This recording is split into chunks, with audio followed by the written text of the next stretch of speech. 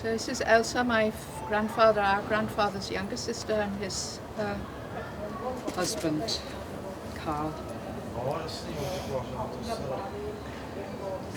And this is our older, our grandfather's older sister, Greta, and her husband, Edward. They're really heavy and beautifully done. Yeah. Yeah. From Hamburg. Yes. So I'm going to put them back in the earth.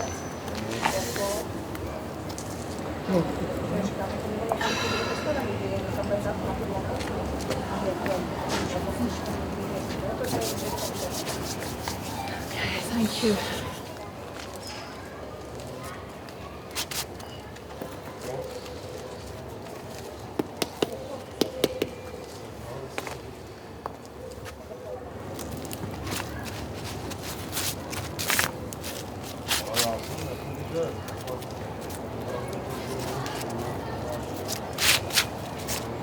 Yeah, and I will talk if we find our relatives in Australia. I can send a folder.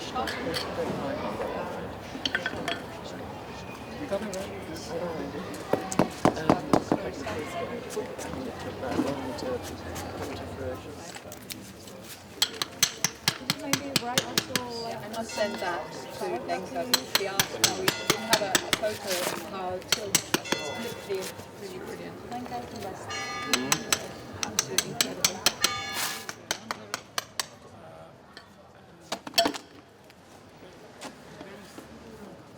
But just the blue areas.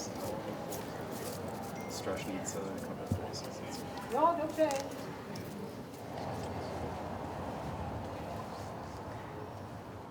So what I know what happened is that Greta and Edward, they came from Opava and they registered in Prague a couple of weeks after the war had begun.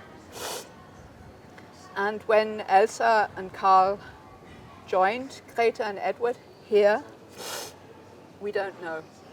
But they lived here for 2 years as the persecution increased and the restrictions increased.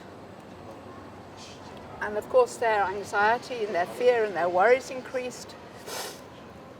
And other parts of the family, our family had already left. They left in October 1938. And they lived here for 2 years until Elsa and Carl were transported to Łódź Ghetto in October 1941. And shortly afterwards, Elsa died. We don't know how she died, what happened to her, but probably illness and starvation.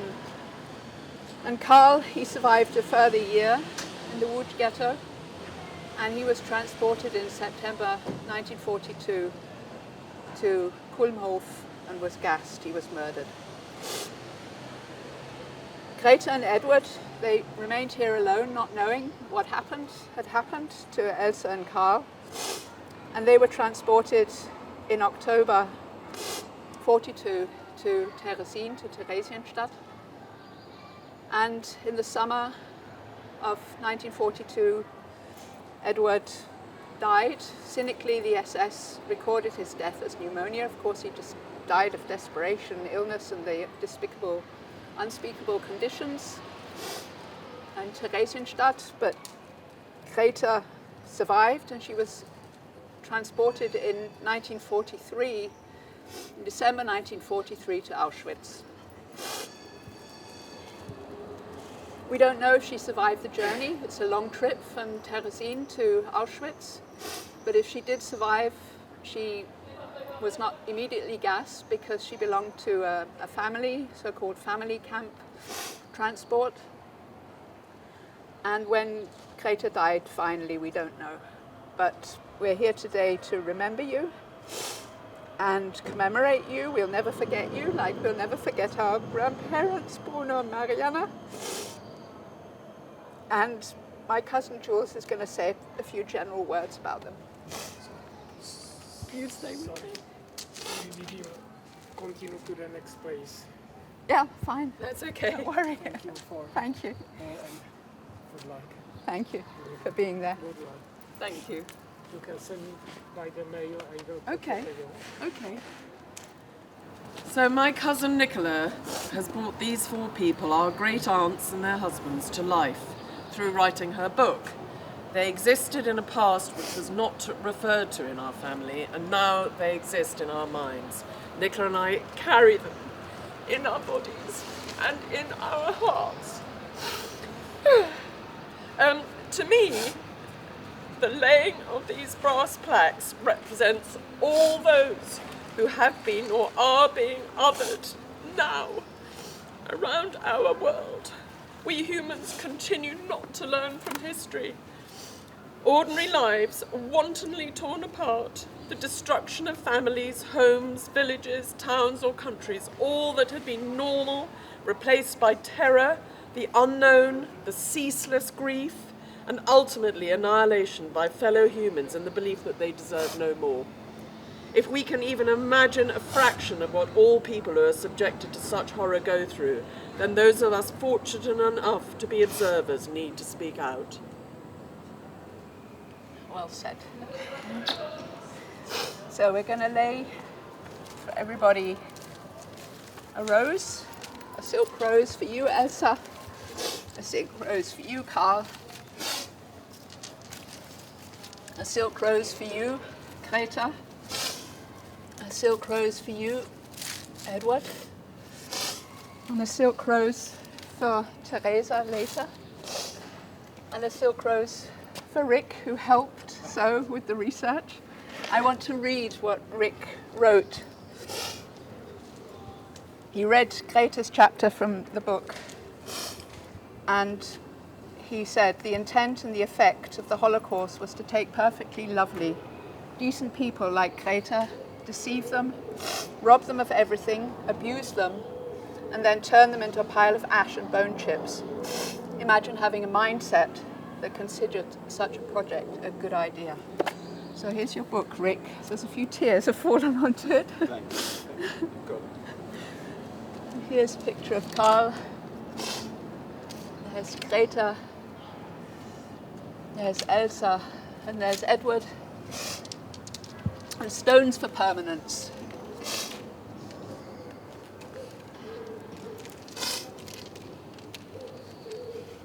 It looks lovely, doesn't it? Yes.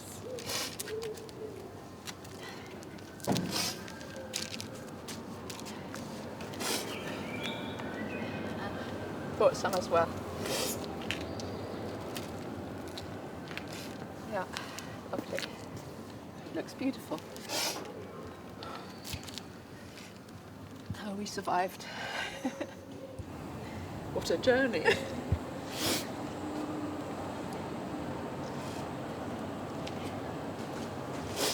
They're back there, aren't they? They are there again. There they are. Yeah.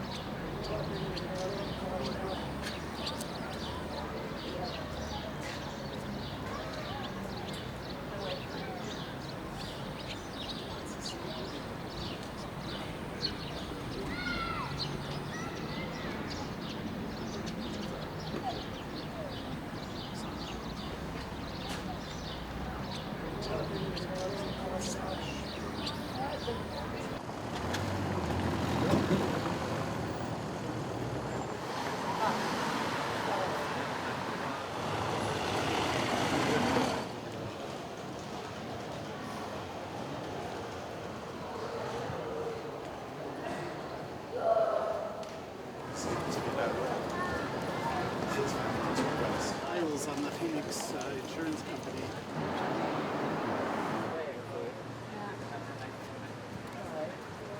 And Jules, I'm Nicola's cousin. I'm going to put it in the earth.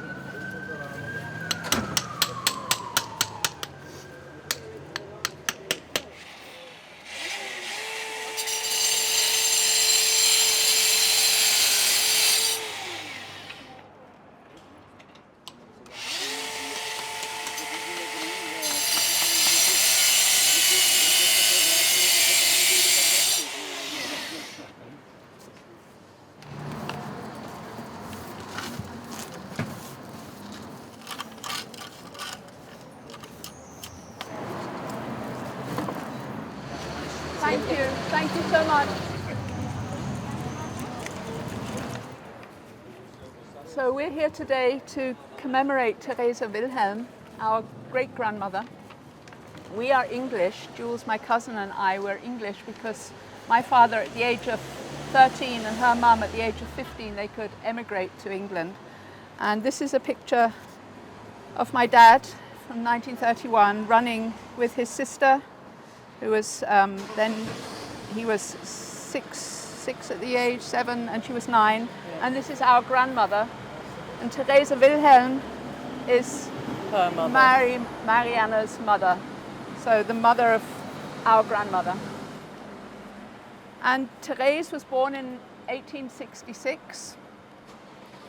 And by the time she came to Prague in January 1939, she had 3 children. Melita was her oldest daughter. Melita also got into England and worked in domestic service in April 1939. And she had Therese had a son called Alfred, who was from Vienna.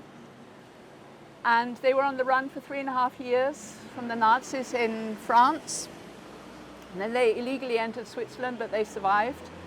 And Theresa's youngest daughter, Marianne, our grandmother, they left in October 1938. Now, thank you for the silence, Prague.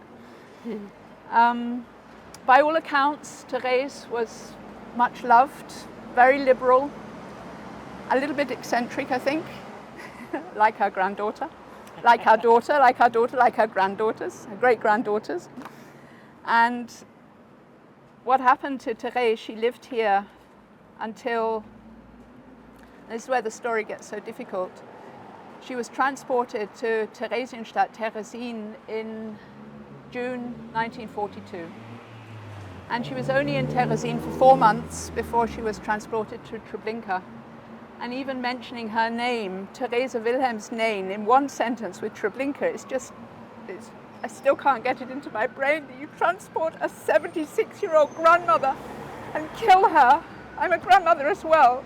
And that is where the story is just so unspeakable. That's why my book is called The Unspeakable, because you cannot, till this very day, we cannot fathom that humans are capable of doing that kind of thing.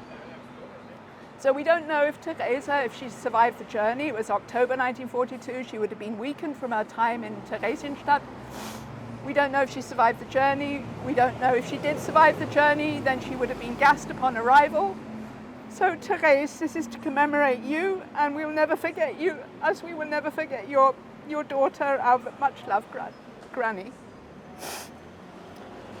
Well, Nicola has brought this woman, our great-grandmother, to life in her book. My mother, her granddaughter, simply told me that her beloved granny died in the war, not elaborating on the circumstances of her death. To me, the laying of this brass plaque represents all those who have been or are now being othered. All around the world, we humans continue not to learn from history.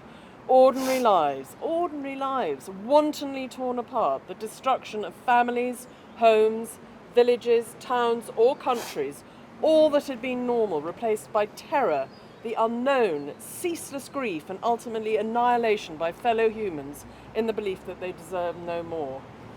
If we can even imagine a fraction of what all people who are subjected to such horror go through, then those of us fortunate enough to be observers need to speak out. Well done. So we're going to lay a white rose for Therese and her photo. She looks lovely, doesn't she? And a stone for permanence. And Therese will never forget you.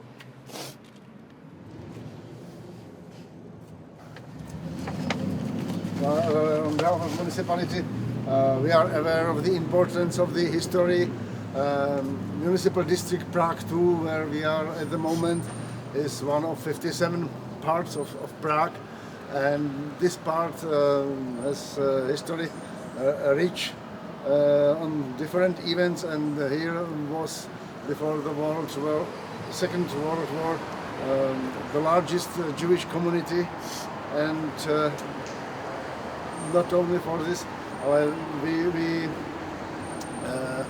we are aware of the importance to commemorate the history and to put the experience to other generations, young generations, so not to forget these sad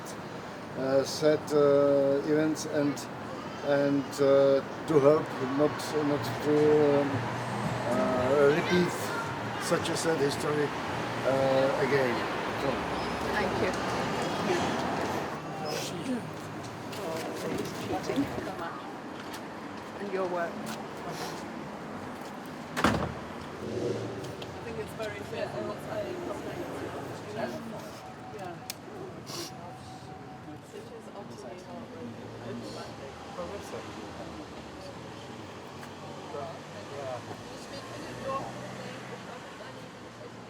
I will say something. Thank you. Bye-bye. Thank you so much. Thank you for everything. Thank you so much. Thank you. Bye. Yes, thanks very much indeed.